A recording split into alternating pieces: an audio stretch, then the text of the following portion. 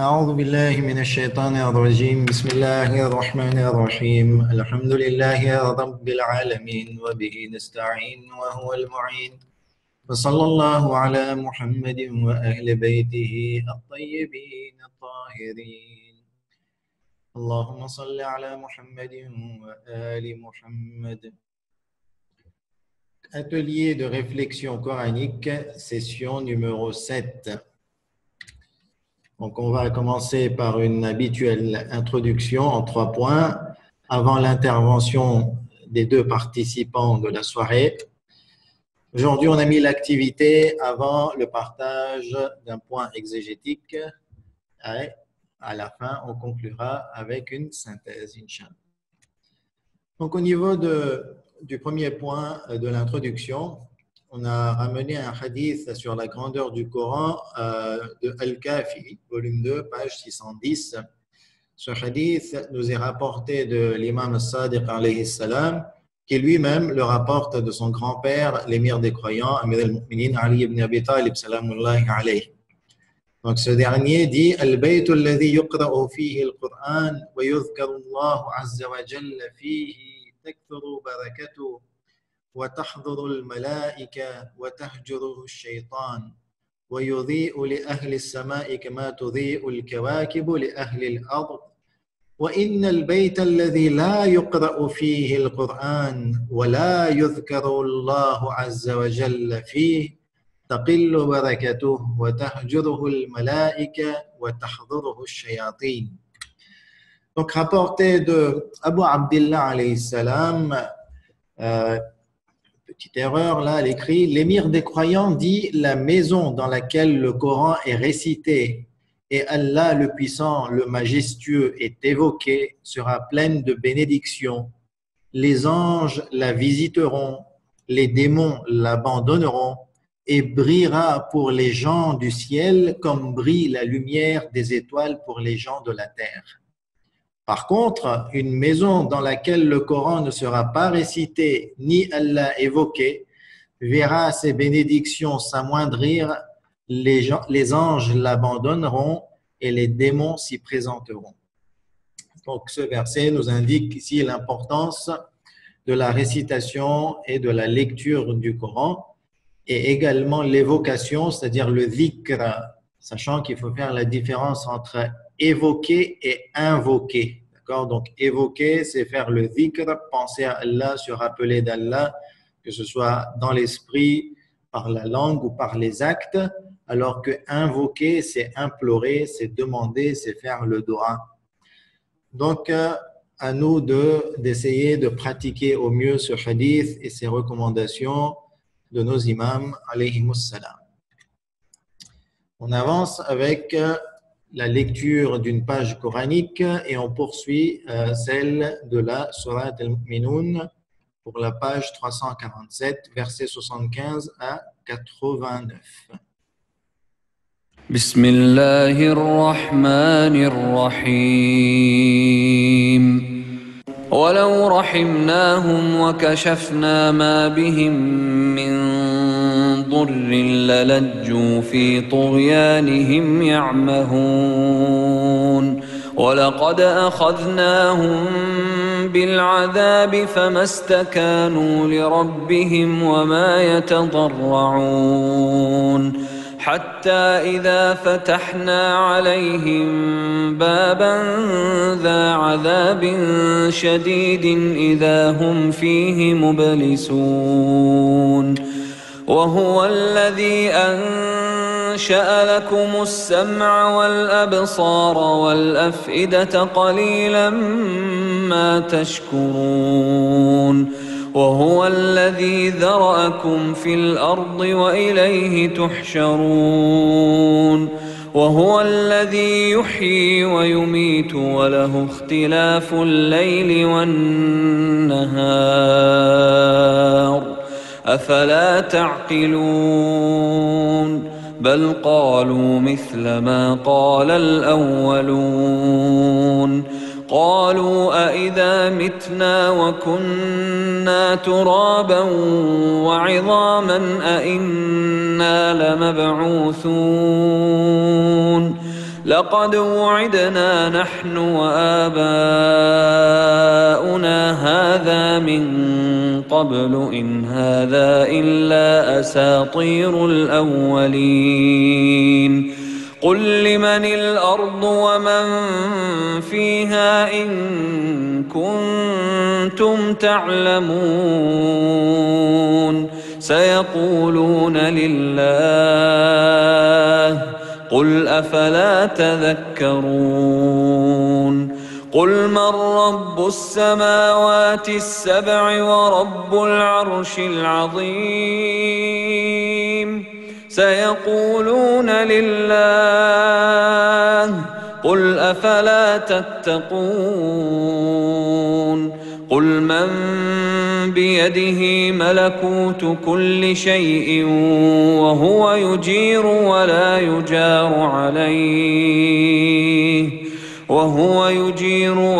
يجار عليه إن كنتم تعلمون سيقولون لله قل فأنى تسحرون صدق الله العلي العظيم وصلوا على Muhammad wa ali Muhammad. Donc, on va continuer maintenant avec le dernier point de l'introduction pour la lecture des versets qu'on a choisis pour la session d'aujourd'hui. Et donc, on va demander à un des participants de se porter volontaire. Sourate 24, verset 30. Dis aux croyants de baisser leur regard et de garder leur chasteté. C'est plus pur pour eux. Allah est certes parfaitement connaisseur de ce qu'ils font. Okay.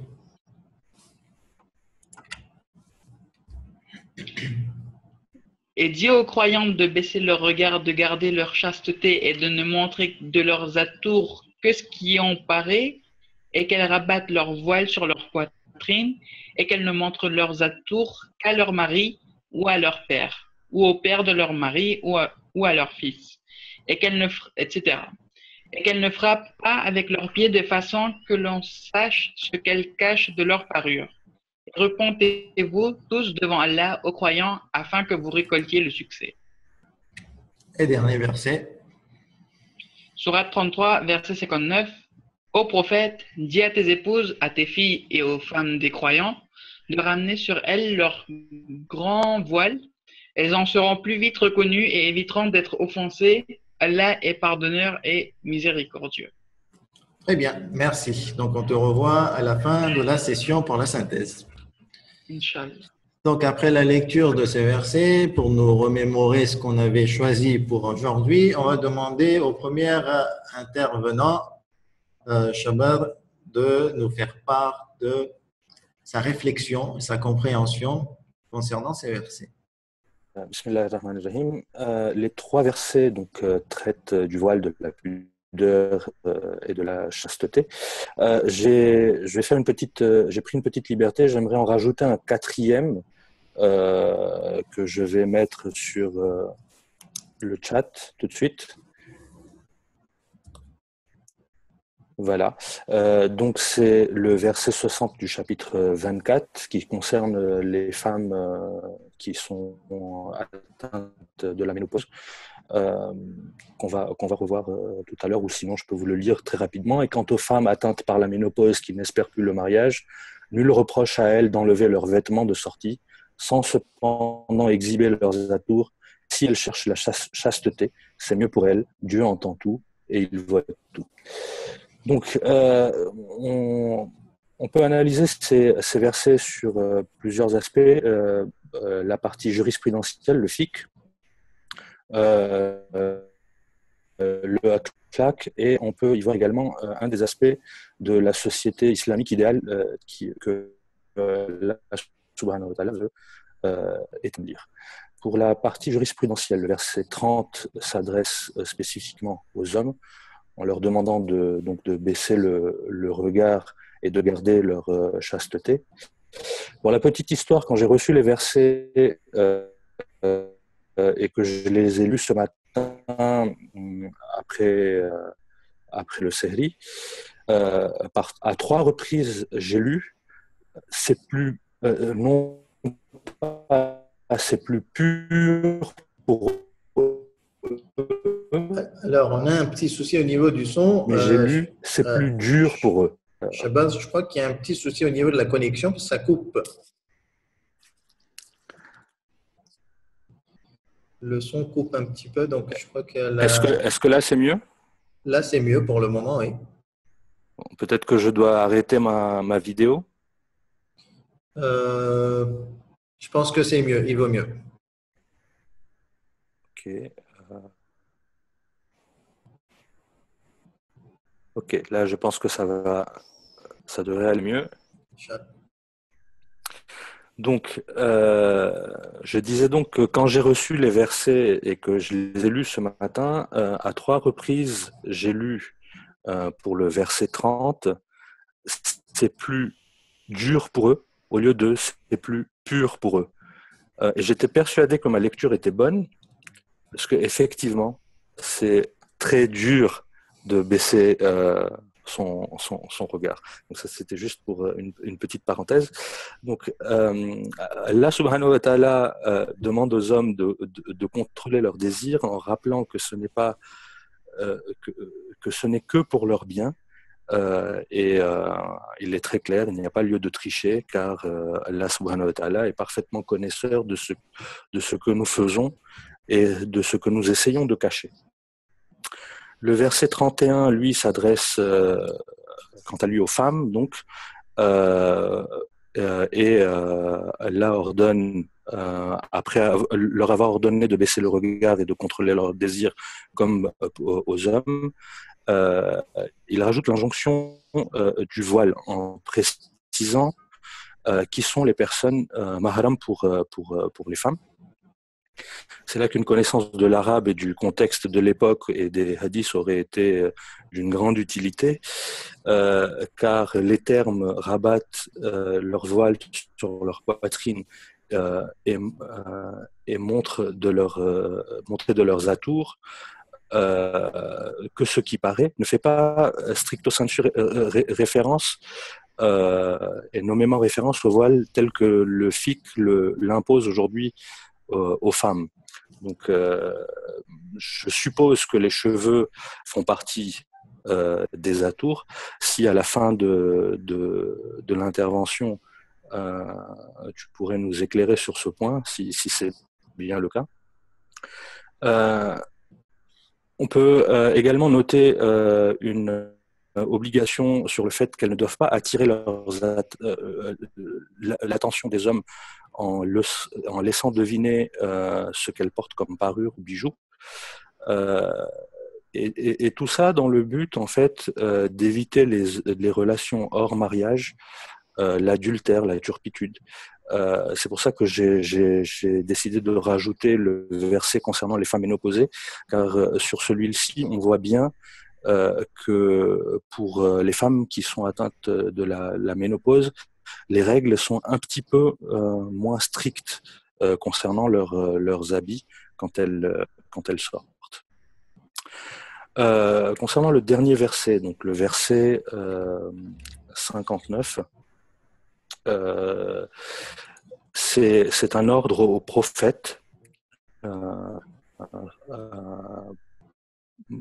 pour que lui-même transmette cet ordre aux femmes, donc de vêtir le voile. On a également là une leçon de leadership qui nous montre que quand on veut se faire obéir, il faut d'abord s'appliquer les règles à soi-même avant de les imposer aux autres. Et il y a un autre aspect aussi, donc dans la dernière partie du verset, qui concerne le voile en tant qu'identité de la femme musulmane. C'est un habit qui permet de reconnaître facilement la femme musulmane en tant que telle et qui la laisse en paix, qui l'éloigne de l'offense que peuvent lui porter les hommes en général. J'ai parlé au tout début d'un des aspects de la société islamique parce que dans le Sourate Tin, Allah subhanahu wa ta'ala nous dit qu'il nous a créés dans la forme la plus parfaite. Ensuite, il nous a ramenés au niveau le plus bas. Et sauf pour ceux qui croient et accomplissent les bonnes œuvres, ceux-là auront une récompense jamais interrompue. La société islamique idéale et l'être humain parfait que veut créer la société islamique doit être éloigné de la turpitude, ne doit pas verser dans l'adultère. Ça, donc c'est une partie de cela, et ce sont les règles qui régissent cette société-là. J'espère que la suite de mon intervention a été un petit peu plus claire au niveau de l'audio. Oui, c'était compréhensible. Voilà ce que j'en ai retiré. D'accord, très bien. Très bien. Merci beaucoup pour ces réflexions et ce partage. On va passer donc maintenant à la seconde intervenante. Donc, je vais demander à Céline d'ouvrir son micro, ou plutôt au co-animateur d'ouvrir son micro pour qu'elle puisse s'exprimer. Salam alaikum. Alaykoum salam wa rahmatullah. Oui, me concernant. Pas d'écho, pas de grésillement, tout va bien? A priori, non, tout est OK. Ok, d'accord, très bien. Chabal a dit pas mal de choses déjà. Je vais essayer de pas trop répéter. Bon, on verra. Commençons par les deux ayats de la sourate Nour. Donc, un point intéressant, c'est que ces deux versets se suivent. Nous avons le verset 30 et le verset donc 31. Je vais d'abord prendre le verset 30. Donc, premier point, dit.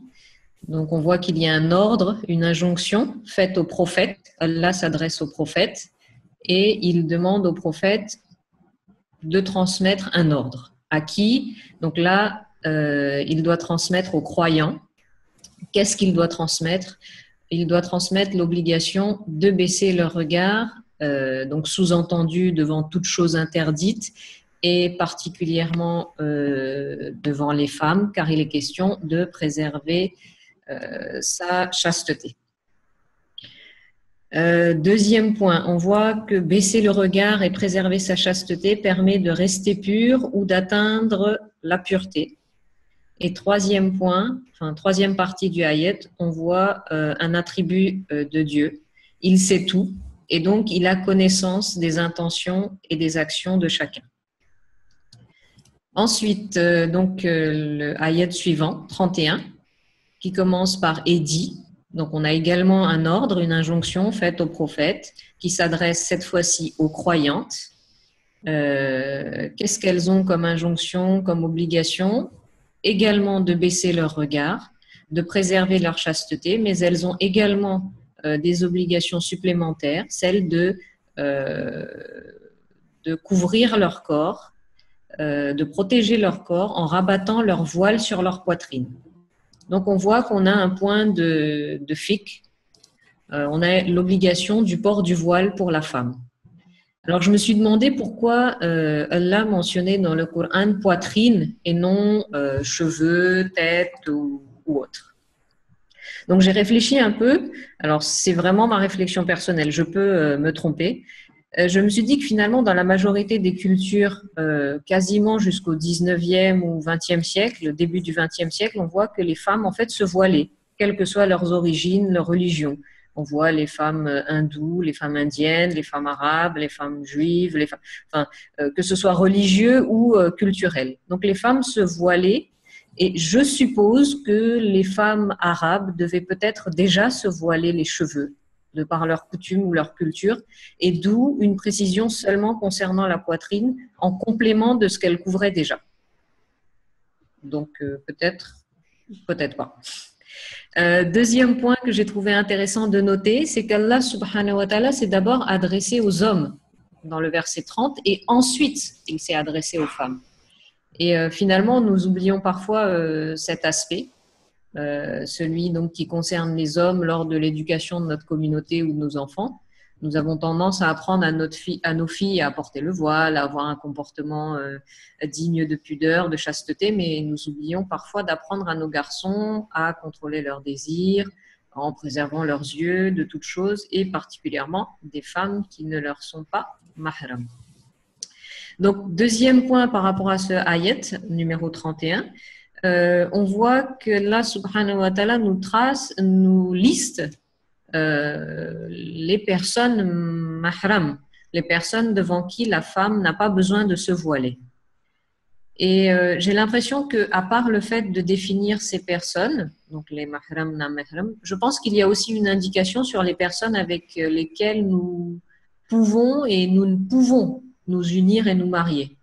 Alors cette remarque, peut-être qu'elle vous paraît bizarre, mais en fait, si on retrace un peu les cultures passées, on voit par exemple dans la mythologie gréco-romaine que l'inceste était courant. On connaît tous Oedipe qui a tué son père pour ensuite épouser sa mère, Zeus a épousé sa sœur, Héra. Ça se faisait a priori chez les Égyptiens, Cléopâtre VII avait épousé son frère, et a priori cette pratique était aussi courante chez les Perses. Donc bref, pour dire que en fait ce ayat nous montre peut-être également les unions qui étaient autorisées et celles qui étaient finalement interdites, car peut-être que en fait à l'époque les unions ou les mariages entre parents n'étaient peut-être pas aussi prohibés et considérés comme un mal, du moins pas autant qu'aujourd'hui. Troisième point, et ne frappez pas. Donc, par rapport à cette partie, je suppose que comme on le voit encore chez les femmes arabes ou indiennes, elles devaient porter des chaînes aux pieds qui avaient pour but de teinter et d'attirer l'attention. Donc, je comprends cette partie du ayat comme la chasteté dans le comportement, en fait. On a vu le hijab physique, donc rabattre le voile.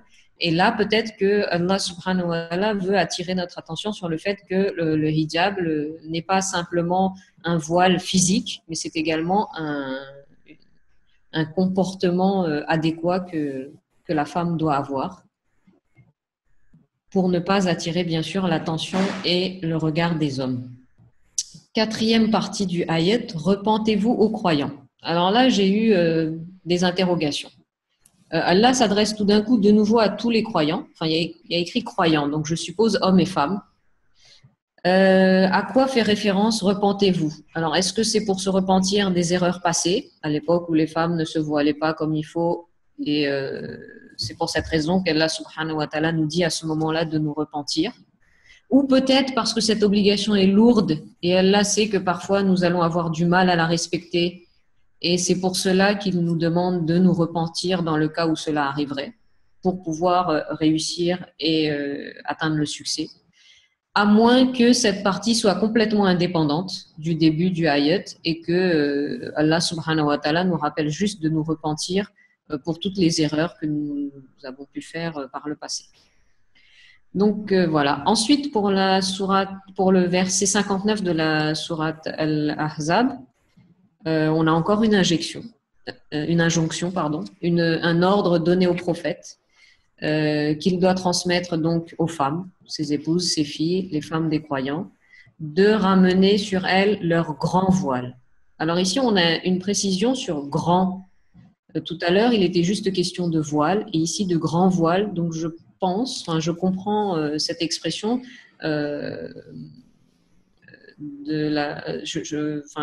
j'ai compris grand voile comme couvrir tout son corps et non juste une partie.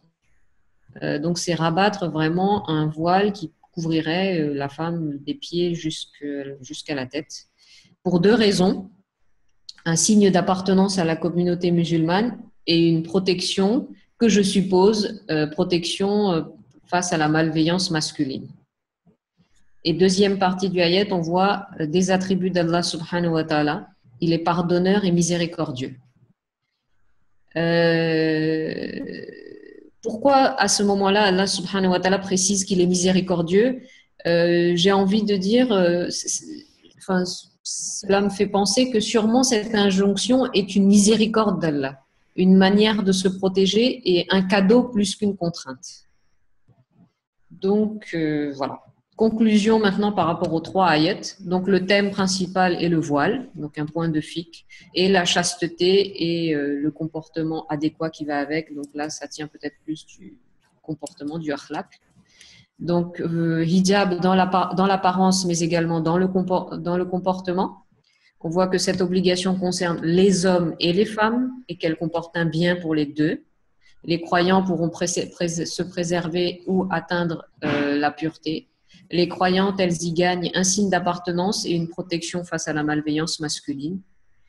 Et je pense qu'Allah est bienveillant envers sa créature. Il veut la protéger, lui permettre d'évoluer et de vivre sur terre dans les meilleures conditions, d'où cette injonction pour le bien de tous, hommes comme femmes. Et juste petit clin d'œil personnel pour terminer. Si l'homme avait vraiment été capable de baisser son regard, peut-être qu'il n'y aurait pas eu l'injonction pour les femmes de porter le voile, mais comme Allah sait qu'ils ne peuvent pas respecter cette obligation, il a demandé aux femmes de porter le voile. Voilà. Très bien, merci beaucoup pour ce partage, pour ces réflexions. Alors, avant de passer à l'activité, j'aimerais vous attirer l'attention sur un point, une réflexion sur les 2 réflexions qui nous ont été partagées. J'ai remarqué, et je ne sais pas si je suis le seul ou pas, concernant ces versets, étant donné qu'ils ont un caractère jurisprudentiel, un caractère canonique relatif aux lois, on ressent directement l'importance des mots, parce que là, pour pouvoir donner un résultat assez clair, assez évident, on a besoin de bien comprendre les mots comme voile ou grand voile, ou bien comme atour, okay, que Chabar a fait allusion, pour délimiter le corps qu'il faudra voiler. Et par contre, lors des dernières sessions, lorsqu'on a abordé des questions d'éthique où les concepts étaient beaucoup plus généraux, c'était beaucoup plus facile de comprendre les versets sans s'attarder sur le sens très précis et très exact des mots.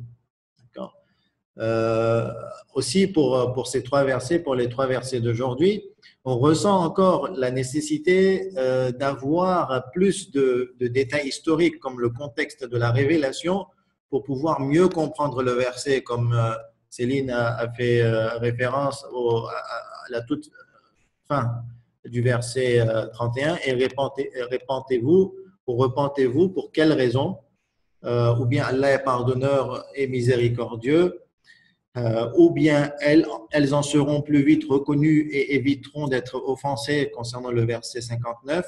Donc, toutes ces phrases, on ressent qu'il y a besoin de plus de détails pour pouvoir mieux les comprendre. Et c'est là que je rajoute et je dis que pour donner des résultats canoniques ou jurisprudentiels ou des lois islamiques, mais il y a besoin de fournir énormément d'efforts analytiques et contextuels pour pouvoir déduire une loi islamique, et ce n'est pas facile. Ici, là, le but, c'est de ne pas rentrer dans les détails, c'est de comprendre un caractère général, et je relève que les 2 ont compris que les versets ici indiquent la nécessité de porter le voile pour la femme et de la chasteté et de la pudeur concernant les croyants généralement. On va passer maintenant à l'activité avant que je vous partage le point exégétique que je vous ai préparé. Donc, je vous mets le lien dans le panneau de conversation. Donc, veuillez cliquer sur le lien et ouvrir le petit sondage concernant le thème du jour. Alors, en toute objectivité, en lisant les versets 24, 30, 31 et 33, 59, qu'est-ce que vous comprenez? Donc, 92% affirment qu'il n'y a pas de doute et qu'ils comprennent que la chasteté visuelle et le port du voile sont des commandements. Hop, ça a baissé légèrement. Veuillez ne pas répondre 2 fois, bien entendu. sauf pour les personnes qui sont à plusieurs devant le même écran. Pour chaque participant, pour chaque personne qui observe et qui écoute et qui visionne nos cours, c'est une fiche à répondre. Donc, 87% en finalité qui disent qu'ils comprennent un commandement divin à ce niveau-là. Par contre, il y a 13% qui ne comprennent pas cela. Les musulmanes que vous connaissez qui ne portent pas le voile le font pour les raisons suivantes. Donc là, il y avait plusieurs choix possibles. Donc pour 41%, elles ne sont pas convaincues du caractère obligatoire de ce précepte. Donc, a priori, si on les fait réciter les versets coraniques et qu'elles sont objectives, selon 87%, elles devraient comprendre le caractère obligatoire de ce précepte. 65% disent qu'elles ne sont pas convaincues de sa philosophie. Très bien. 30%, elles trouvent le voile dégradant pour la femme. Très bien. Près de 60%, elles se trouvent oppressées par leur environnement, marginalisation, regard agressif, refus à l'embauche, etc. Près de 30% pensent qu'elles ont du mal à supporter le voile au niveau de la santé, chaleur, enfermement, claustrophobie, etc. Et 5% pour d'autres raisons. Donc là, on voit clairement que le non-port du voile pour ces personnes, selon vos témoignages, là, c'est plutôt dû parce qu'elles ne sont pas convaincues soit de la philosophie ou qu'elles ne voient pas le caractère obligatoire de ce précepte, en ajoutant l'oppression de l'environnement qui est, on va dire, très agressif en France. Par contre, les musulmanes que vous connaissez qui portent le voile le font donc spirituellement, et elles ont compris, elles veulent se soumettre à la loi divine pour 80%, 60% parce qu'elles sont convaincues de la philosophie. Donc, on voit que c'est en opposition nette. Une fois que la personne, elle croit le caractère obligatoire et qu'elle comprend la philosophie, donc, ou qu'elle est convaincue par la philosophie, elle va se voiler. 44%, elles trouvent le voile honorifique et valorisant pour la femme, alors que d'autres, là, 30%, le trouvent dégradant. Donc, on voit l'opposition claire dans la perception de cet acte. Pour 30%, elles se trouvent oppressées par leur environnement communautaire et familial. Donc, c'est pour cette raison qu'elles portent le voile quand même. 30%, c'est pas mal. Et 44%, c'est qu'elles le font par tradition et ritualisme. Très bien. Juste une petite note. Il y a un observatoire du fait religieux à Marseille qui est présidé par, il me semble, Raphaël Liogier, qui travaillait aussi sous le ministère de l'Intérieur dans le comité pour la surveillance ou l'observation de la laïcité en France. Et lui, selon son étude, il disait que les femmes qui se voilent, généralement, elles le font par élévation spirituelle, c'est-à-dire qu'elles aspirent à la spiritualité. C'est pour cette raison qu'elles se voilent et qu'il était en train de critiquer les médias et les politiques qui sont focalisés sur le fait que les musulmans sont oppressés par leur environnement communautaire familial pour porter le voile. Ça, c'était une note pour celui qui veut apprendre plus. Alors, vous savez très bien que le débat sur le voile, et d'ailleurs l'activité portée justement sur ce sujet, le débat sur le voile, particulièrement en France, est très très intense et même tendu. Par contre, même au niveau scientifique, à l'intérieur, chez les savants musulmans, il y a divergence. Quand je prends les savants musulmans, c'est généralement sunnites, chiites. Parce que chez les chiites, chez les savants chiites, il y a quasi unanimité sur le fait que le voile est une obligation divine, qu'il n'y a pas de doute à ce niveau-là. Donc, au niveau débat musulman sur le voile, il y a des objections qui sont portées sur le texte coranique contre cette loi divine, on va dire, ou contre la compréhension de cette loi divine. Et ces trois objections sont comme suite. La première objection, c'est que le verset 31 de la sourate 24 ne demande pas de couvrir la tête et les cheveux, mais juste la poitrine. Et d'ailleurs, Céline l'avait remarqué. Et Chabaristi aussi avait fait l'allusion concernant les atours, est-ce qu'il faut couvrir les cheveux ou pas? Et c'est une objection très présente, que le Coran lui-même ne demande pas de couvrir les cheveux et la tête, alors pourquoi les savants musulmans généralement insistent sur ce fait-là? Et c'est là qu'il y a besoin de bien comprendre l'arabe. Dans le texte arabe, le terme utilisé c'est khumur. D'accord? Donc,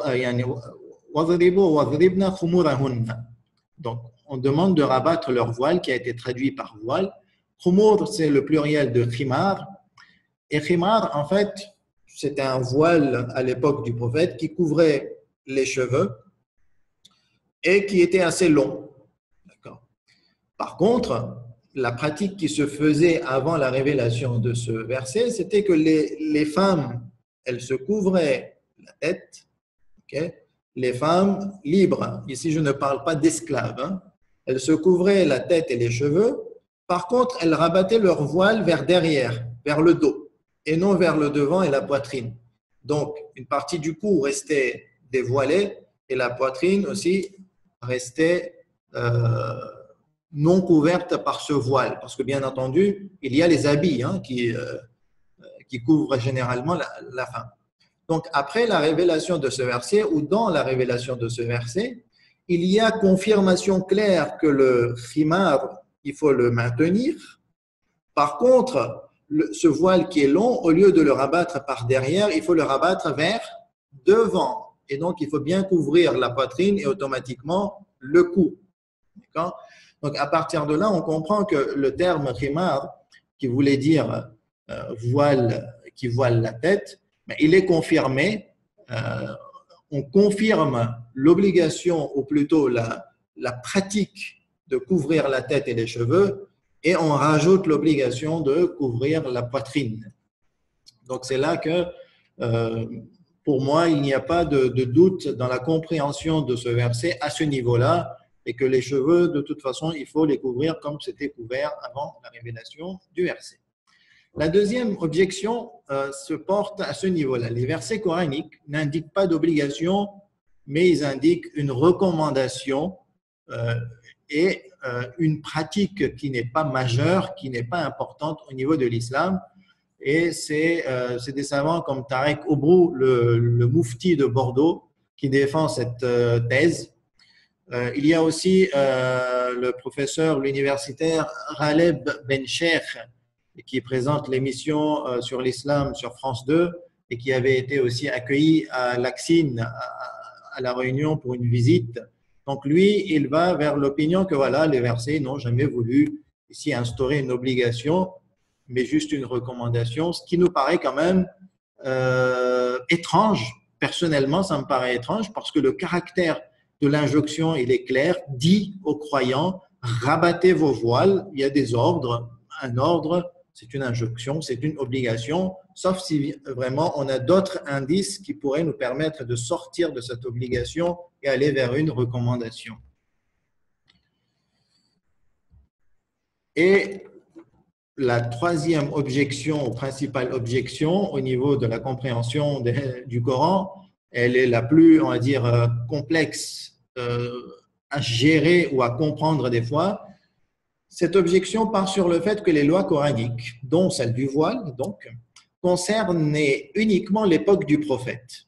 Donc, cette opinion, elle va dans une compréhension complètement différente de la structure du langage et de la compréhension coranique générale, et elle est pour la temporalité des lois coraniques ou de l'historicité du texte coranique, disant que ce texte coranique et particulièrement les lois étaient limitées à une époque précise. Depuis, il y a eu une évolution, les sociétés ont évolué, donc automatiquement toutes les lois évoluent et il n'y a pas besoin de rester sur les mêmes lois qui ont été révélées à l'époque du prophète.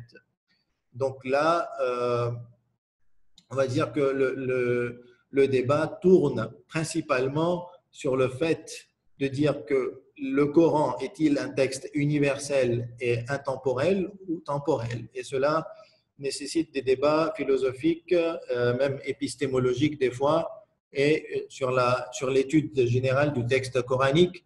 Pourtant, quand on lit le Coran, et souvent les versets nous montrent un caractère intemporel et universel, et peut-être qu'on va revenir sur ce point-là dans d'autres cours. Donc, voici les principaux points, on va dire, ou les questions soulevées sur la question du voile et les objections portées contre cette loi que l'on a estimée et que la grande majorité des savants musulmans ont compris comme une obligation. On va laisser maintenant place à Shamir pour nous faire part de son résumé. Et ensuite, on va passer aux questions, à la séance de questions-réponses. Je commence. Vas-y. Alors, vous avez commencé par nous réciter le hadith de Al-Kafi, volume 2, page 610, qui parlait de la récitation du Coran et de son importance. Et vous avez bien fait la distinction entre invoquer et évoquer. Puis, vous avez fait intervenir le premier intervenant, qui était Chabor, qui a tout de suite dit que le thème des versets était le voile, pudeur et chasteté. Il a rajouté par initiative personnelle un ayat qui était la sourate 24, ayat 60, qui parlait de la femme ménopausée. Et il a globalement dit que ça avait plutôt un aspect fiqh, jurisprudentiel, mais il a également parlé d'aspect akhlaq. Et il y a un troisième dont je n'ai pas pu entendre parce que ça buguait. Globalement, par verset, il a dit que la sourate 24, ayat 30, concernait les hommes. La sourate 24, ayat 31, concernait les femmes. Pour le verset 31, il a dit que en fait, le ayat parlait de qui est mahram et qui n'est pas mahram. Le ayat parlait de ça, en fait. Et il y avait un débat sur le terme rabattre le voile et de ce qui fait partie des atours. Il vous posait la question de savoir qu'est-ce qui faisait partie des atours. Pour la sourate 33, verset 59, il a globalement dit que c'est le saint prophète qui devait donner l'exemple à la communauté. Pour l'intervenant numéro 2, c'est-à-dire Céline Massy, elle a fait d'abord la remarque que Dieu s'est adressé d'abord à l'homme, parce qu'il a consacré le verset 30 à l'homme et le verset 31 à la femme. Pour le verset 30, elle a parlé pour les 3 versets, elle a parlé de ordre, injonction.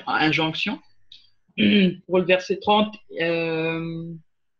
elle a dit que le verset 30 permet de savoir comment être pur, quelle est la particularité d'une personne qui est pure. Et dans ce verset 30, ça répond à la question. Et elle a parlé aussi du fait qu'on souligne que Allah sait tout et il est connaisseur de tout. Dans le verset 31, elle a dit que c'était une injonction de couvrir le corps. C'est une obligation jurisprudentielle. Elle a eu une réflexion personnelle sur le thème poitrine et pourquoi ce terme n'est pas un autre. Elle a aussi parlé du fait que ce verset permet de savoir avec qui on peut se marier et avec qui on ne peut pas se marier, donc à propos du mariage. Et elle a aussi parlé de frapper avec leurs pieds voulait dire quoi en fait pour elle.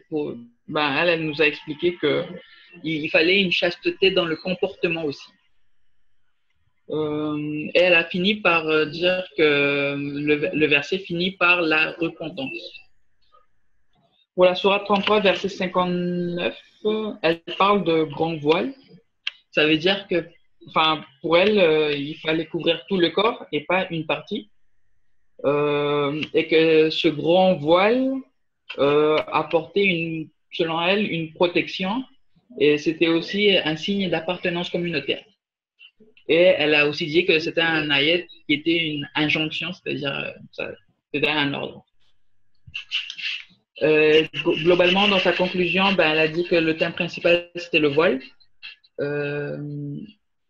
Pour elle, enfin, elle a aussi dit que il faut qu'il y ait un hijab en apparence, mais aussi dans le comportement. Elle a aussi dit comment être pur. Ben, le verset l'explique, sur 24, ayat 30, il l'explique. C'est une injonction pour tous, pas pour les femmes, pas pour les hommes seulement. Et enfin, elle a fini par une attaque envers tous les hommes en disant que si on contrôlait notre désir, elles n'auraient pas eu à porter le voile. Et elle a été soutenue par une majorité de femmes dans le chat.